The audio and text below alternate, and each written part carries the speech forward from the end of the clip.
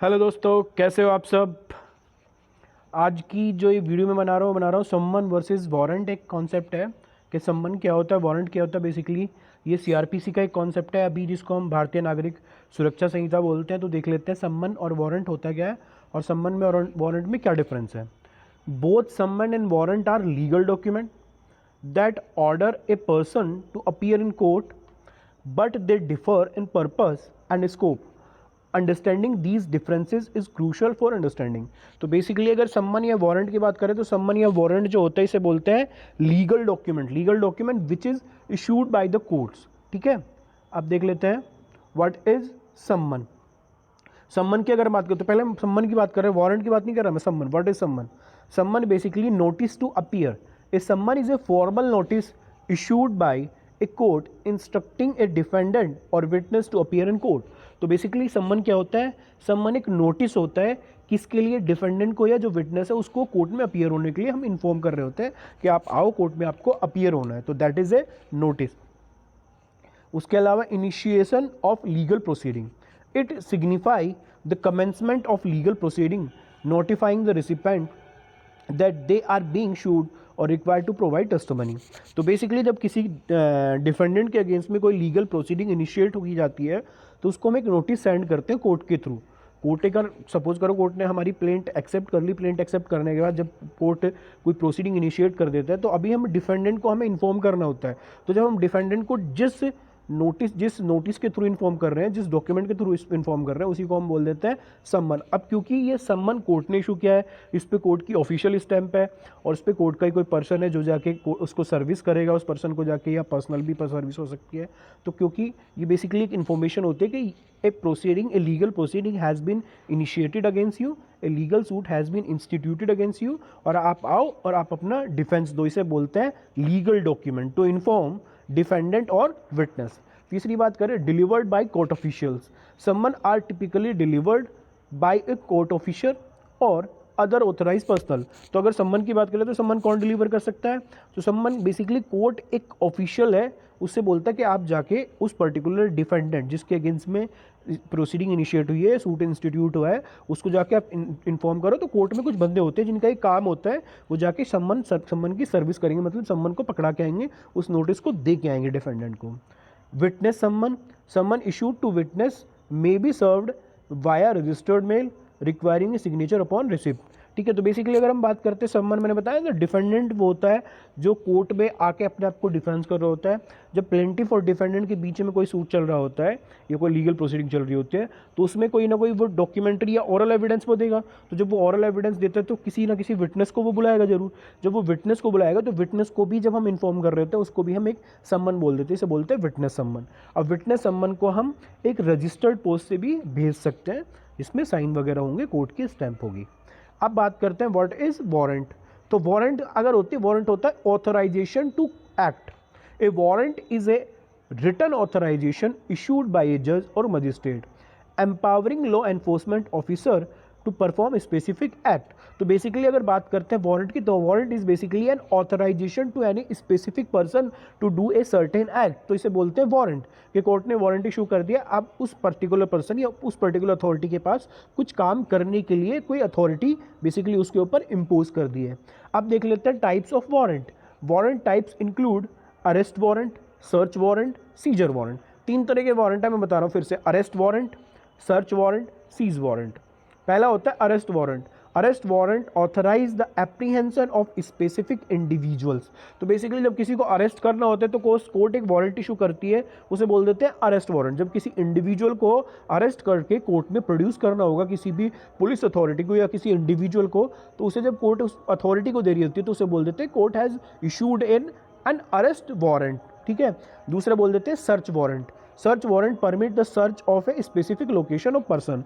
आप सपोज करो कोर्ट को कोई भी किसी भी प्रेमाइसिस में कोई भी मूवेबल प्रॉपर्टी या कोई डॉक्यूमेंट अगर सर्च कराना है तो किसी पर्टिकुलर इंडिविजुअल या पुलिस ऑफिसर को वो अथॉरिटी देती है कि आप जाओ उस लोकेशन पे, उस प्रॉपर्टी को आप इंस्पेक्ट करो, उस मूवेबल प्रॉपर्टी को आप इंस्पेक्ट करो, उस डॉक्यूमेंट को आप इंस्पेक्ट करो। तो उसे बोलते हैं बेसिकली उसको आप जाके सर्च करो, तो इसे बोलते हैं सर्च वारंट। तो पहली अथॉरिटी क्या थी?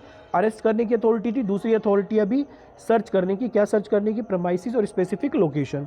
तीसरी है seizure warrant to authorize the seizure of property. तो बेसिकली तीसरा वारंट क्या है कि जब कोर्ट को लगता है, कोर्ट को एक वारंट इशू करता है कि आप जाके इस पर्टिकुलर, जैसे सपोज करो किसी की कार को सीज कर दो, किसी की जो इमूवेबल प्रॉपर्टी, किसी का घर है या कोई पर्टिकुलर लोकेशन है, उस पर जाके आप स्टैंप लगा के, सील लगा के उसको सीज कर दो, उसे बोलते हैं सीजर वारंट। अब बात करते हैं कंप्लायंस विद द लॉ।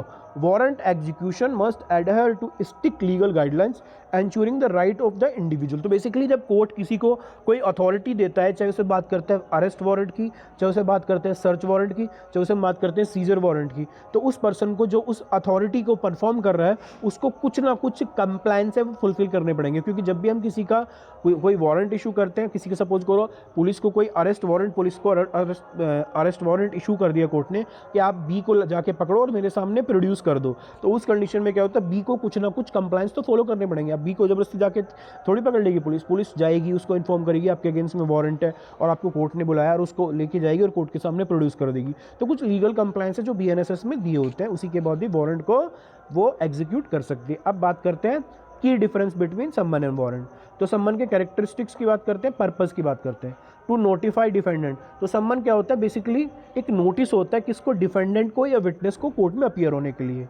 सम्मन की अगर हम बात करें, सम्मन का अगर हम देखोगे कैरेक्टरिस्टिक क्या है, तो सम्मन बेसिकली एक नोटिस होता है। और वारंट की बात करें तो वारंट क्या होता है, to authorize law enforcement officer to perform specific. तो वारंट बेसिकली एक अथॉरिटी दे देता है किसी एक इंडिविजुअल को, किसी एक लॉ ऑफिसर को या किसी एक इंडिविजुअल को, आप जाके इस एक्ट कर सकते हो, आप जाके किसी को अरेस्ट कर सकते हो, आप कोई प्रॉपर्टी उसको सर्च कर सकते हो, सीज कर सकते हो।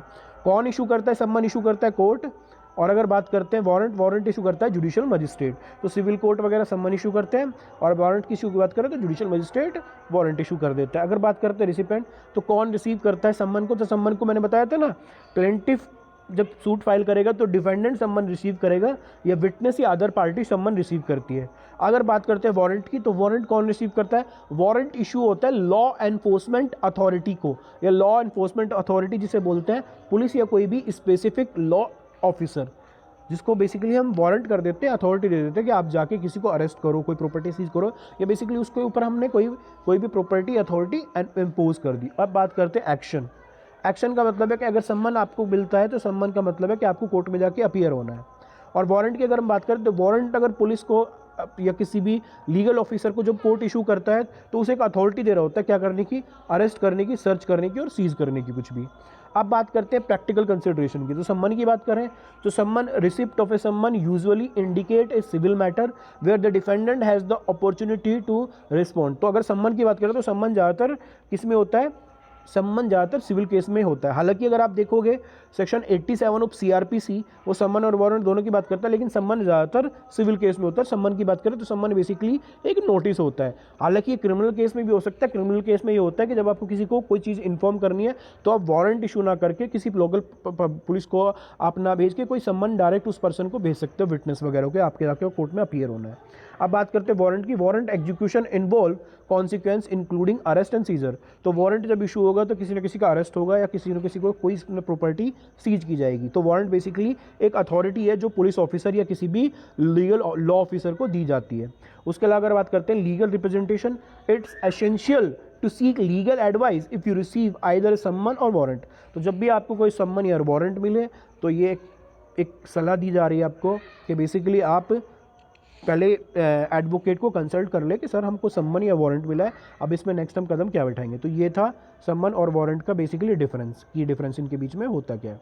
तो अगर मैं एक वर्ड में बताऊं तो नोटिस क्या होता है, नोटिस होता है सम्मन, या सम्मन को ही हम नोटिस बोल देते हैं कि किसी को कोई चीज़ जब इन्फॉर्म कर रहे होते हैं वो तो होता है नोटिस। लेकिन जब हम किसी एक इंडिविजुअल पुलिस ऑफिसर को या किसी ऑफिसर को कोई अथॉरिटी दे रहे हैं कि आप जाके किसी को अरेस्ट करो और हमारे सामने प्रोड्यूस करो, या कोई प्रॉपर्टी है उसको लेके सीज करके हमारे सामने लेके आओ, तो उसको बोल देते हैं वारंट। तो warrant basically an authority to a police officer or any individual. लेकिन अगर सम्मन की बात करें तो सम्मन बेसिकली इन्फॉर्मेशन होता है। ठीक है दोस्तों, मिलते हैं नेक्स्ट वीडियो में। उससे पहले प्लीज़ सब्सक्राइब करो मेरा चैनल, ऐसी बहुत सारी वीडियो है। अभी मैंने जूरिस्प्रूडेंस की सीरीज चलाई हुई है, बीएनएसएस की प्री के पॉइंट ऑफ व्यू से सीरीज चलाई हुई है यूपीपीसीएसजे के लिए।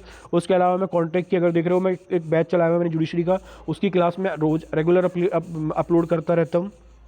ऐसे ही मैं जितने भी सब्जेक्ट हैं आपके वो सारे इस चैनल पे अपलोड कर दूंगा, जितने भी सब्जेक्ट हैं। आपको इस चैनल के अलावा कहीं भी जाने की ज़रूरत ही नहीं पड़ेगी, ऐसा मैं कर दूंगा। लेकिन प्लीज़ उससे पहले शेयर और सब्सक्राइब कर दो मेरा चैनल प्लीज़, एंड लाइक भी कर दो प्लीज़। Thank you.